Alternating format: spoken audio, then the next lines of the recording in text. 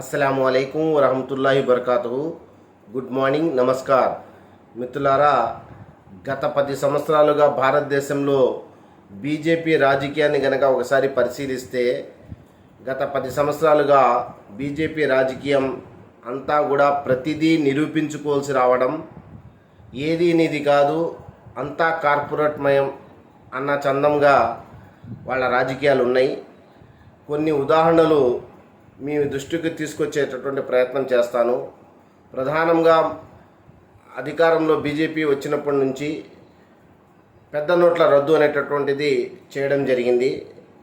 ఆ చట్టం యొక్క సారాంశం ఏం చెప్పబడతా ఉందంటే, ఈ దేశంలో ఉన్నటువంటి పెద్ద నోట్ల రద్దు చేసి దేశంలో ఉన్నటువంటి నల్ల డబ్బుని వెలికితీస్తామని చెప్పి, ఒక పక్కన దేశంలో ఉన్నటువంటి బడా నల్ల కుబేర్లందరూ కూడా స్విస్ బ్యాంకుల్లో ఎక్కడైతే డబ్బులు దాచుకున్నారో వాళ్ళందరూ కూడా చాలా సురక్షితంగానే ఉన్నారు. కానీ సామాన్య ప్రజానీకం ఎవరైతే కష్టార్జితంతో ఎవరైతే డబ్బు సంపాదించుకున్నారో, నిజాయితీగా ఎవరైతే కష్టపడి సంపాదించుకున్నటువంటి వాళ్ళందరూ కూడా దేశంలో క్యూలో నుంచుని, అయ్యా మేము ఈ సంపాదించుకున్నటువంటి డబ్బు చాలా సక్రమమైందే, మేము మా కష్టార్జితమని చెప్పుకుని ఈ డబ్బు మాదే అని చెప్పి నిరూపించుకునేటటువంటి ఒక దౌర్భాగ్యమైనటువంటి పరిస్థితిని బీజేపీ కల్పించింది.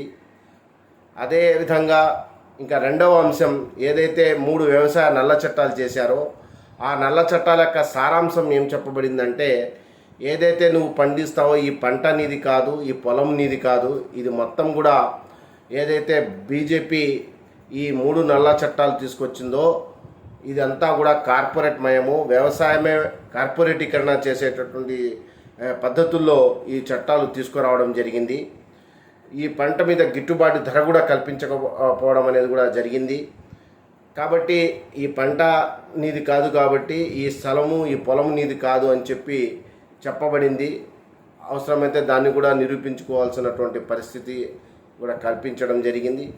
ఇక మూడవ అంశం, ఏదైతే ల్యాండ్ టైటిలింగ్ యాక్ట్ అని ఒక చట్టం తీసుకొచ్చారో ఆ చట్టం యొక్క సారాంశం కూడా ఏం చెప్పబడతా ఉందంటే, దేశంలో ఉన్నటువంటి సామాన్య ప్రజానీకము ఎంతో కొంత 1 సెంటో 2 సెంట్లో వాళ్ళు కష్టార్జితంతో వాళ్ళు వాళ్ళ తల్లిదండ్రుల ద్వారా వాళ్ళకి సంక్రమించినటువంటి ఆ భూభాగాన్ని కూడా మొత్తం కూడా ఈరోజు ప్రభుత్వం వాళ్ళ యొక్క దయాదాక్షిణాల మీద వాళ్ళు అధికారాన్ని ఉపయోగించుకొని నీది స్థలం అని చెప్పి నువ్వు పత్రాలు చూపించి నిరూపించుకోమని చెప్పి వాళ్ళు మాట్లాడుతూ ఉన్నారు.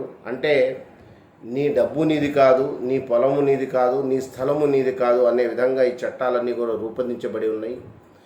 అంతేకాదు ఎన్ఆర్సీ ఎన్పిఎల్ లాంటి దుర్మార్గమైన చట్టాలు తీసుకొచ్చి, అసలు ఈ దేశమే నీది కాదు, నువ్వు ఈ దేశ పౌరుడు అని భావిస్తే నువ్వు పత్రాలు సమర్పించుకుని నిరూపించుకోవాల్సి అని చెప్పి కూడా ఈ ఎన్ఆర్సీ లాంటి చట్టాలు తీసుకొచ్చి ఆ రకంగా వాళ్ళు ఈ విధంగా ఈ ఎన్ఆర్సీ లాంటి చట్టాలని తీసుకురావడం జరిగింది. ఇక చివరిగా మొత్తం దేశంలోనే గత 10 సంవత్సరాలుగా ఈ చేస్తున్నటువంటి బీజేపీ రాజకీయాలు చూసి, ఇంత దౌర్భాగ్యమైనటువంటి పరిస్థితి ఏంటి, ఈ పొలం నాది కాదు, ఈ స్థలం నీది కాదు, ఈ డబ్బు నీది కాదు, అసలు ఈ దేశ పౌరుడే నీది కాదు అని చెప్పడం ఎంతవరకు సమంజసం అని చెప్పి పౌర సంఘాలు కానీ, రాజకీయ నాయకులు కానివ్వండి, సామాజిక కార్యకర్తలు కానీ ఏమైనా ప్రశ్నిస్తే దేశద్రోహం లాంటి ఊపా లాంటి చట్టాన్ని కూడా తీసుకురావడం జరిగింది. ఈ ఊపా చట్టం యొక్క సారాంశం కూడా ఏం చెప్పబడతా ఉందంటే, వాళ్ళు దేశద్రోహులు అని చెప్తారు, దాన్ని నేను దేశద్రోహి కాదు, నేను దేశభక్తుడు అని చెప్పి రావాల్సినటువంటి దౌర్భాగ్యమైనటువంటి పరిస్థితి కూడా కల్పించబడింది. అంటే 10 సంవత్సరాలుగా బీజేపీ పరిపాలనలో జరిగింది ఏందయ్యా అంటే, ప్రతిదీ నిరూపించుకోవాల్సినటువంటి పరిస్థితి ఏర్పడడం. రెండవది, ఏది నీది కాదు అంతా కార్పొరేట్మయం అనే చందంగా వాళ్ళ రాజకీయం నడిచింది. దేశం మొత్తంలో కూడా ప్రజానీకంలో ఒక భయాందోళనకరమైనటువంటి వాతావరణం కల్పించబడింది. కాబట్టి ఇలాంటి ఏదైతే రాజకీయాలు ఉన్నాయో ఇది దేశ సమైక్యతకు సమగ్రతకు విఘాతం కలిగించే విధంగా ఉండటం వల్ల దేశంలో ఉన్నటువంటి ప్రజానీకం మొత్తం కూడా వీటి పట్ల కూడా ఆలోచించాల్సినటువంటి అవసరం ఉంది. ఆ రకంగా ఒక చైతన్య స్ఫూర్తితో బీజేపీని సాగనంపడమే ఈ సమస్యకు పరిష్కారం అని చెప్పి తెలియజేస్తూ జై హింద్.